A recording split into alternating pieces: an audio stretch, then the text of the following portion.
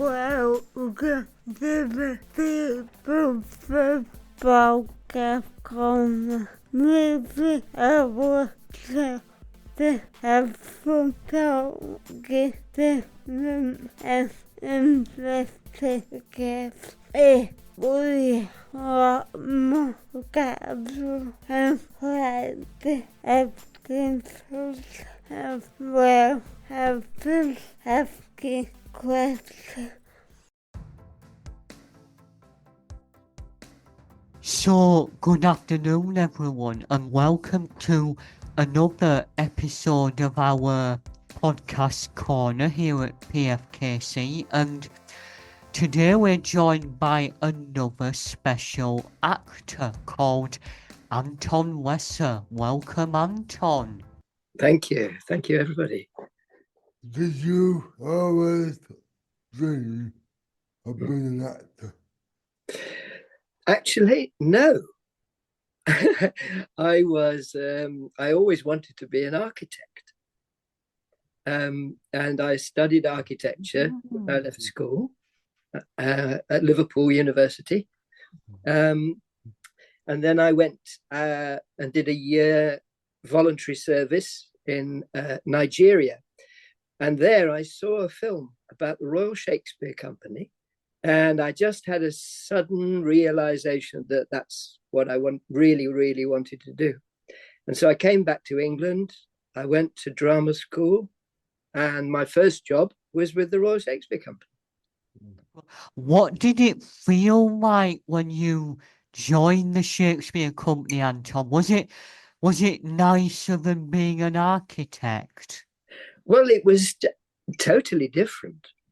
But because I'd had that strange realization, that certainty that that's what I wanted to do, it just felt right. It just felt like I was in the right place to be doing what I was supposed to be doing. And it has felt like that ever since. I don't think I'd ever want to go back to doing anything else, really. What was it like at the Royal Shakespeare Company? Well, it felt like home, really, because I was working with a lot of wonderful actors, older actors. And I think there were 3 of us who came from drama school that year into the company. And I thought I was just going to be doing a very small part, holding a spear at the back of the stage. And in fact, I ended up doing a very large main role, which was very well received. And from then I got a lot more work, and I've worked with the company on and off ever since. Was that first experience on stage, Anton, where you ended up having that main role, were you very nervous at first? Was it frightening? Yes, it was. It was, because at that time, the main auditorium of the Royal Shakespeare Company was huge. I'd never been in such a big theatre before, and I didn't even think that I'd be able to make myself heard properly. It can be scary. Yes, it was. It was scary. But I don't know. I got through it. The first few weeks of performance and the press night and all the scariness of that. And then after that, I just started to really enjoy it and to learn on the job how to make myself heard in that big space. Well, that is very interesting. It must have taught you a lot. It has. I think the best thing it's taught me is that even though things are scary, you don't have to let that stop you doing what you're doing, even though you feel nervous or you feel like you might not be able to give your best. If you just sort of say, okay, well, that's just that familiar feeling of butterflies, I don't have to let that stop me, and you just get on with it, you start to learn that you don't have to be ruled by your thoughts so much, and you can do things even so. Well, that's wonderful. Thank you. Who are your favourite characters to play? Who are my favourite characters to play? Well, I think the most interesting work is when the characters that are written are really complex, complicated, just like we all are as human beings, you know? So instead of somebody just being a villain or a really good person, human beings tend to be, as you know, much more complicated than that. We've all got a bit of good and bad in us. So when I read a script and I see a character that's kind of difficult to see what they're like at first reading, I know that it's going to be more interesting to play than somebody who's obviously just bad or just good or just funny, or, you know.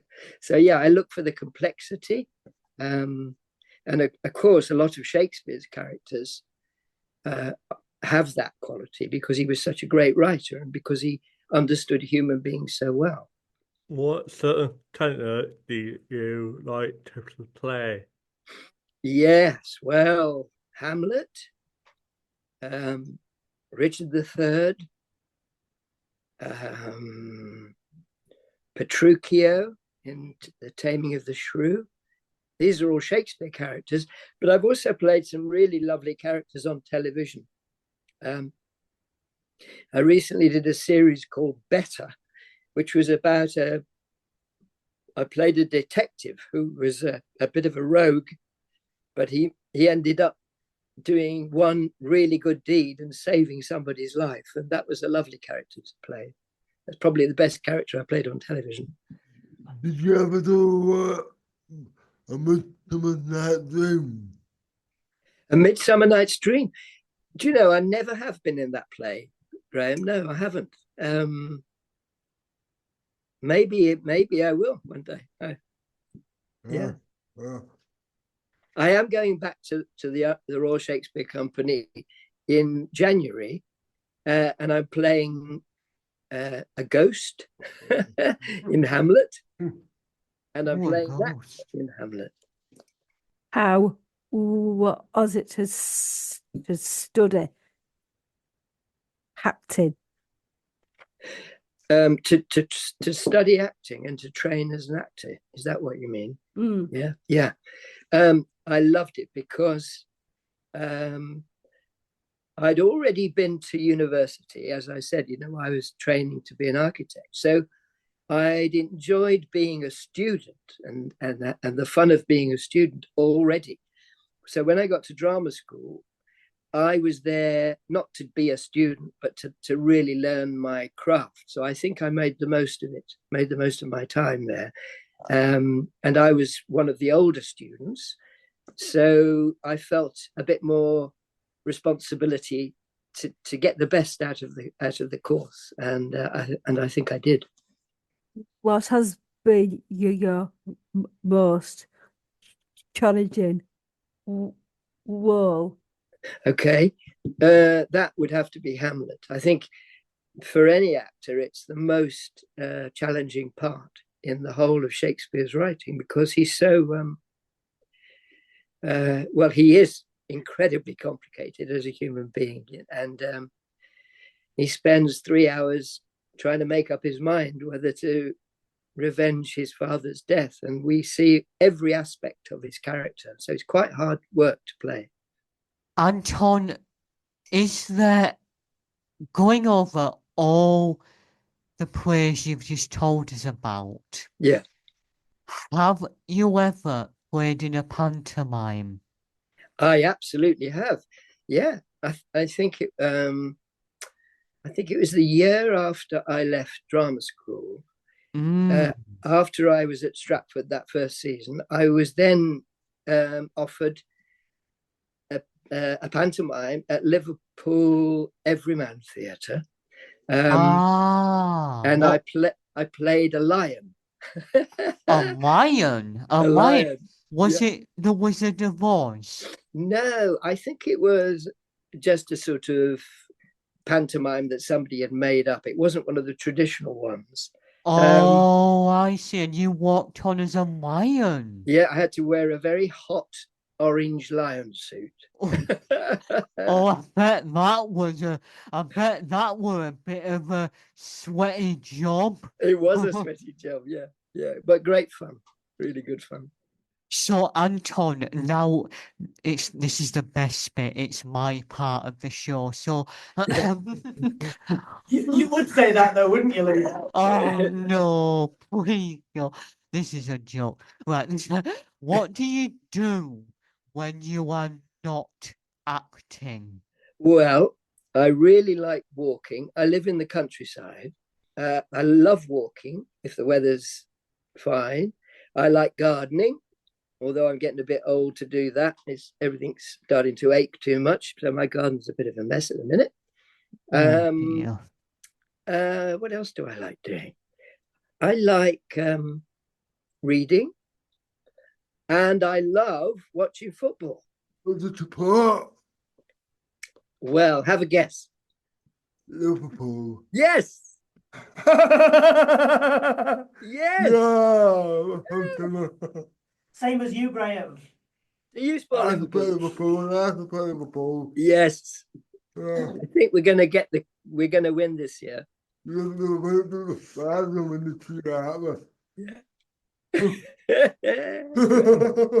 Talking of reading, Anton, Yeah. I have had some, well, not recently, but in the past, I had some audio books that you at one time recorded. I remember the Lion Boy series by Yes. Sue Corder. Yes, they were good, weren't they? Charlie Ashanti. Do you know, Yes. I liked it in the second book when he freed the lions. Yes. And it was a lovely story. It was my favorite character would have to be Sergei. Yes. Well, you're reminding me of it. That was many years ago. And you know what? I remember that lady, the author who you just named. What was her name again? Oh, I thought it was about Zizu Corder. Zizu Corder. Yeah, and they were talking about it being a big film as well, that they had sold the book rights to a film company and it was all going to be a big movie, but I don't think it's ever happened. Oh, I wouldn't have known that. But another book I remember you reading the Sally Lockhart cycle by Philip Pullman. Yes, I did a few of those. His brilliant books, aren't they, Philip Pullman's I books? loved his books, but the thing is, they're so huge that Yes, on audio that they come in such big boxes that you never think you're gonna, but they're so magical. yes. You don't want to stop reading them. No, you're right. They're brilliant. I remember. Did you hear the one the Sally Lockhart books? Did you say? Yes, the Sally Lockhart trilogy. That's right. The Tiger in the Well. Yeah, Shadow in the North. Shadow in the North, and there was a third one. I can't remember. Ruby in the Smoke. Yes, well done. Yeah, brilliant books. Go, Anton. Here's a big question. Why do you think it's important that we have audiobooks? Well, I suppose the most important reason is for people who are visually impaired and who love, who otherwise wouldn't have access to all this great writing. For them, it's such a joy to be able to hear what they can't see. Even though I suppose all books now have that, can be published in Braille, but for somebody who wants to relax and not have to, work hard to listen to something. Also for people when they're motoring, in the car, it's nice to listen to an audiobook. Keeps you awake and alert and entertained. Yeah. Yes, I've always liked that. For on a long journey, I love it because Yes. it keeps me awake, but it Yeah. also keeps me relaxed. And you know how it is when you go on a really I've loved that for a long time. Yes. Yes, I agree. Yeah. And at home as well, when I've got nothing much to do, that's reading and listening is something that's been a part of me from when I was a little boy. Yes. Yeah. Same here. Yeah. Yeah. What part of audio book do you like to do? Yeah. What? Sorry, what? So, what part of recording audiobooks, is that right, Alex? Yeah, you like to do about? Oh, I see. Well, actually, it's quite hard work because you're sitting in a cubicle.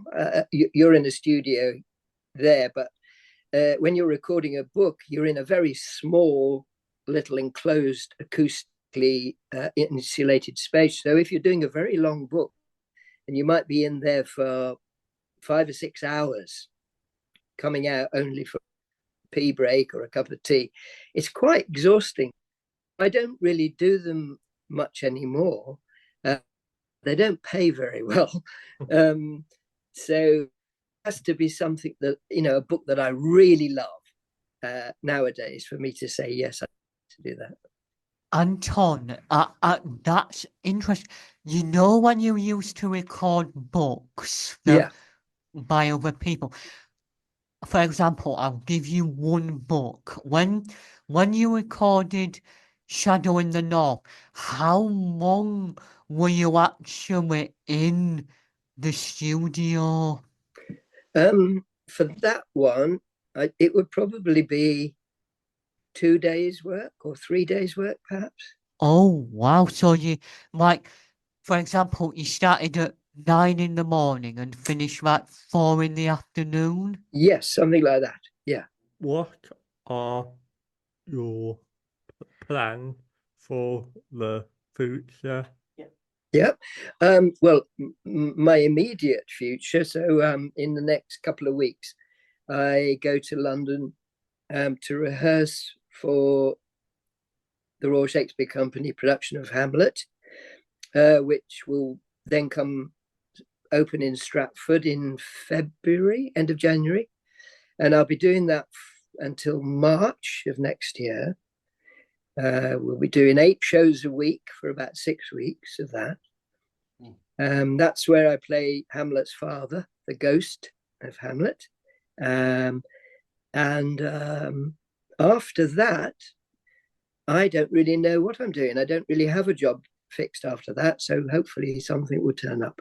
Have you ever worked with anyone else in your life? Like such as Derek Jacobi or anyone really professional and skilled? Yes. Oh gosh, all the time. I work with amazing, wonderful, skilled actors all the time. I've worked with Sir Derek Jacobi. Yes, we did a radio play together years and years ago. Who else might you know? I mean, Have you ever worked with anyone more light-hearted, like Stephen Fry or Clive Mantle Clive Mantle? Yes, I worked with Clive. Yes, we did a television together. Yeah. Oh my goodness, we interviewed him, Okay. and he was very good. Yeah, he's a very nice man. I remember Clive very well. We did a television play about American Air Force pilots years and years ago, about 20 years ago. Yeah. Do you have a voice or tips for any young actors? Actors who want to go into acting, yes. Well, I think the tips, usually if somebody says, "What I want to be an actor, what should I do?" I would always say to them, if you feel going to a drama school is something you are drawn to do, then that's a good way in.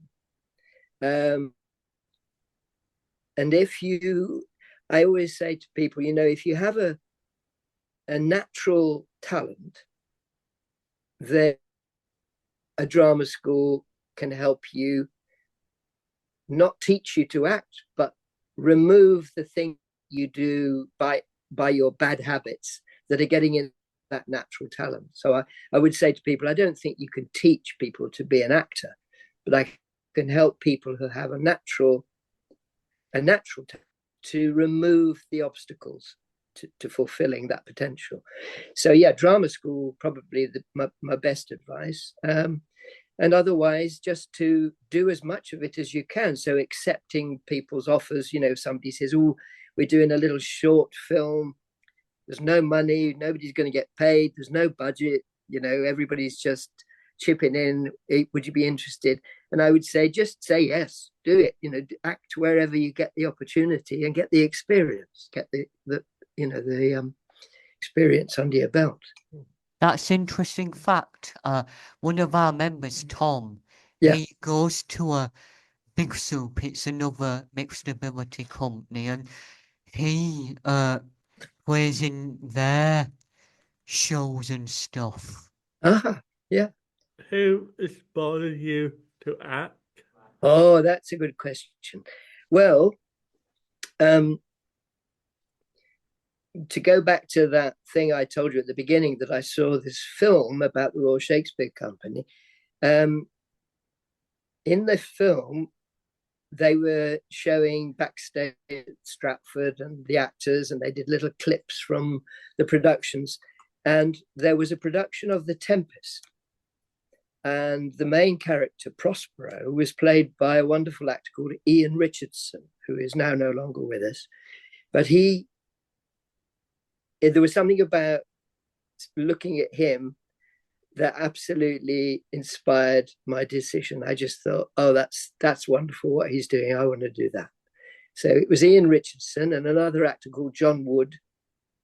And I think they were both equally inspiring to me. Ian Richardson, Anton, I've seen on telly. One of his well-known roles was the voice of Death in the TV dramatization of The Hogfather by Terry Pratchett. Yes, that's right. He was in that, because I remember, because I had the DVD. And I've seen it on telly over Christmas. It was a 2-part film. Okay. I haven't seen that, but then you know who I'm talking about. Then I do know who you're talking about. He was brilliant. Yeah. What's your favourite actors on stage, Anton? My favourite stage actors. You mean just stage, or from television and film and anywhere? Anywhere. Okay. Well, my favourite film actors are Al Pacino and Robert De Niro. And my favourite sort of younger English actor who does both film and television and stage is an actor called Matthew McFadden. Don't know whether any of you have seen him in things. I've worked with him a couple of times, and he's brilliant. Who else? You've put me on the spot now, because when we've finished, I'll think of a whole list, and I'll think, oh no, I should have said him and her. But I'm very, very, very proud of my own daughter, Lilith Lesser, who is currently in a series on television, and I think she's rather wonderful. But then I'm a bit biased. Oh, well done to your daughter, Anton. Congratulations. I never knew that. Yeah, she's in Wolf Hall, The Mirror and the Light, which is on at the moment. Yeah. You've been in Wolf. You've been in Wolf Hall. That's true. That's true. I was in the first series, but I'm not in the second series because I got my head chopped off in the first one. Have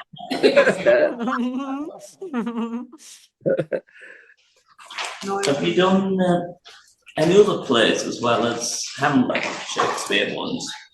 Yes, quite a few. I've done The Taming of the Shrew, Richard III, Richard II, Henry V, Romeo and Juliet, Troilus and Cressida. I think that's it. No, Anton, when Yes. your garden a bit of a mess. When my Right.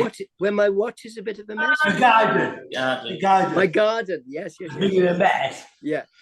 I was trying to remember the people first, Danny outdoors, and they will tie up your garden. Oh, okay. Okay. You can come and tidy up my garden. Yeah. We've got some anytime. office garden, yeah. Yes, we have, funnily enough. Thank you. You went in Carol. Oh, Christmas Carol. Yeah. Yes. In fact, I am reading A Christmas Carol at the Sheldonian Theatre in Oxford on the 7th of December. Oh my God. Yes. We wish we could come, but it's a bit too far. Yes, it's a long way. But yeah, it's a wonderful book, isn't it? Christmas Carol. Yeah. Yeah, I watch everything. I watch everything of it. I watch everything. Happy good. Good character. Yeah, they're brilliant, aren't they? Dickens wrote some of the greatest characters ever. Thank you for coming to our show. You're welcome, Alex. Thank you for asking me. Is anything else do you like to add to ask us about? I don't think so. I'm just really very, very privileged to have been asked, and I've really enjoyed meeting you all. And I wish you all a great, happy Christmas. Off you go, Luke.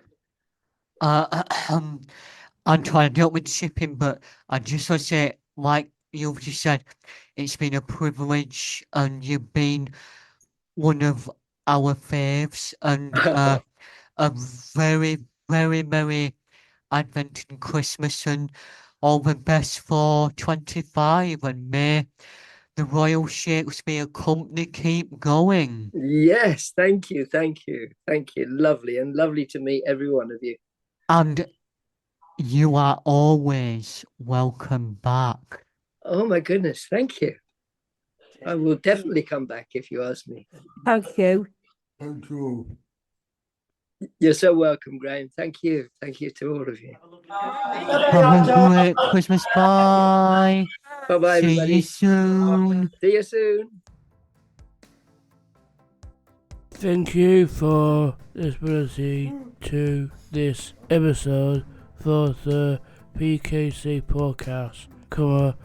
If you went to listen to our minute show all about the just affect people with learning disabilities, you can ask before the People's Podcast on Spotify, Apple Podcasts, Amazon Music, or you can visit our website peoplefirstqc.com to keep up to date with our podcast. Follow us on Facebook, X and Instagram by searching for the People First Podcast.